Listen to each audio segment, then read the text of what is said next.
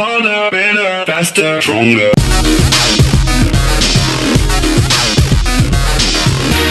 And we all know that, digital production software and techniques are sort of taking over the old ways of producing hip-hop music, right? Started from what? Turntables, SP1200, right? It's one of those old joints. MPC? Who still uses the MPC? Everybody. A lot of people. Everybody. Any of y'all? I don't.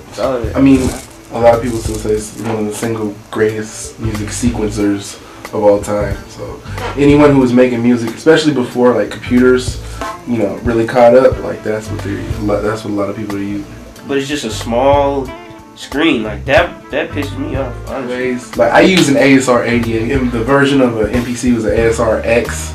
That was what they had, but then there's also a rack mount version. They all have small screens, but I guess a lot of people use the ASR. Mm-hmm. Yeah, a lot of people, Neptunes, RZA, Alchemist learned on it, Kanye, Mountain Brothers, Hieroglyphics, Mountain Brothers. Hella people use it.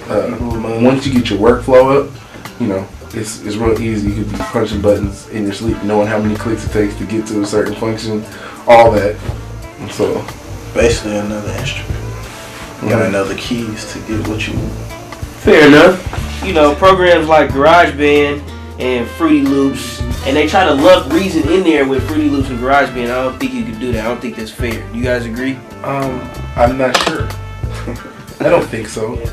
So I'm gonna just speak on GarageBand right now. Speak on that, blood.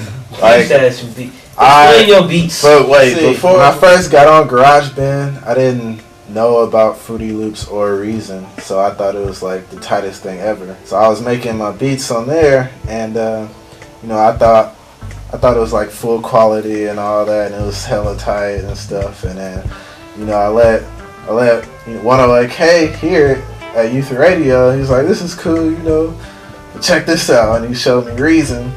And then the Reason had more punch. You could hear everything more crunchier and clear, and I don't know, that just blew my mind. So that made me stop using GarageBand just because I don't know, all the sounds were thinner and So check this out. If he's saying that Reason is punchy compared to GarageBand, then GarageBand is hella thin. So wait, if you say it. See, but it's interesting, right? You got groups now, or you got a whole brand of music in the industry now made from these programs. You know what I'm saying? You got the Pack, Young L. You have the whole Snap move. The whole Snap music, D4L, and all of those. All Fruity Loops. All Fruity Loops beats. I mean, Ninth Wonder still only uses that in his 1200. Equipment defined whole eras of sound too. You can go back to certain eras of rap and R&B and electronic music. It's all based off the drum machines and samplers that were out. You go listen to Wu-Tang.